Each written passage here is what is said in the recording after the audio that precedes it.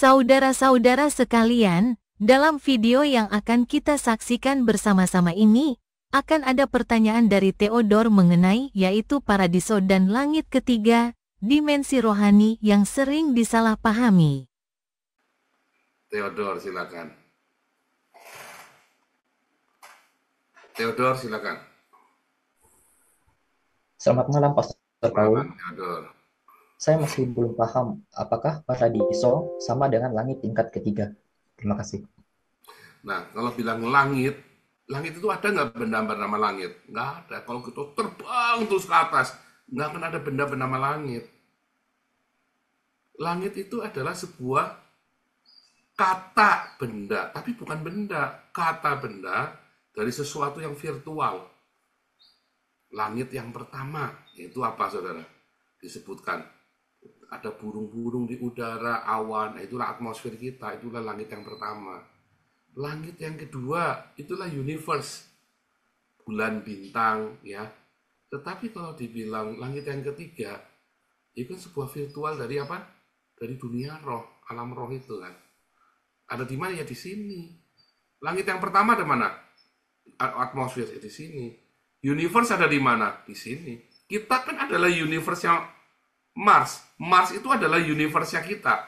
Wah, kita Mars itu universe tuh. Tetapi kalau kita di Mars, kita adalah universe-nya dia.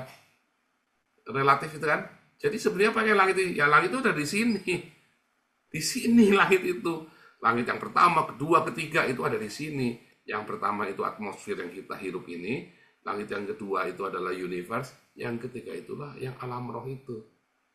Yang tidak terjangkau oleh daging kita.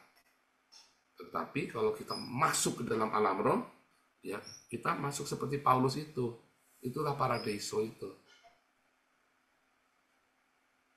Tapi kalau Hades bukan di langit. Hades itu ada di alam jasmani tadi. Seluruh alam jasmani itu dikuasai oleh Hades. Hades itu bukan di langit tempatnya. Ada di alam jasmani yang kelam. Kekelaman dalam alam jasmani kita itulah Hades. Segala kekelaman dalam hidupmu, cerita-cerita mengerikan dalam hidupmu, segala traumatik dalam hidupmu, ketakutan dalam hidupmu, itulah Hades. Itu Theodor. Baik, Pastor Paul. Mari ya. Jawabannya lihat ayat di Alkitab, 2 Korintus 12 ayat 2 sampai dengan 4 berbunyi, aku tahu tentang seorang Kristen, 14 tahun yang lampau entah di dalam tubuh, aku tidak tahu. Entah di luar tubuh, aku tidak tahu. Allah yang mengetahuinya orang itu tiba-tiba diangkat ke tingkat yang ketiga dari sorga. Aku juga tahu tentang orang itu entah di dalam tubuh. Entah di luar tubuh, aku tidak tahu. Allah yang mengetahuinya bahwa ia tiba-tiba diangkat ke Firdaus dan ia mendengar kata-kata yang tak terkatakan, yang tidak boleh diucapkan manusia.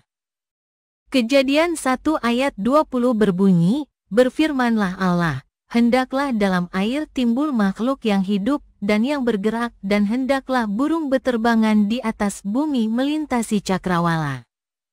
Efesus 6 ayat 12 berbunyi, karena perjuangan kita bukanlah melawan darah dan daging, tetapi melawan pemerintah-pemerintah, melawan penguasa-penguasa, melawan penghulu dunia yang gelap ini.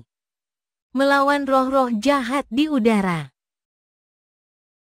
Saudara-saudara sekalian, dalam video yang telah kita tonton bersama ini terdapat pertanyaan yang mungkin membuat banyak orang bingung, marah, atau menerima sepenuhnya penjelasan dari Pastor Paul Zhang.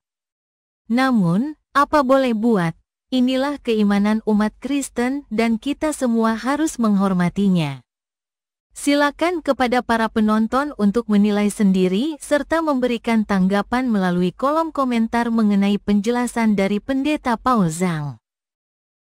Kepada para penonton Tanya Jawab TV yang terhormat, semoga video ini dapat memberikan pengetahuan dan edukasi yang bermanfaat. Jangan lupa untuk menyukai dan berlangganan channel ini. Terima kasih.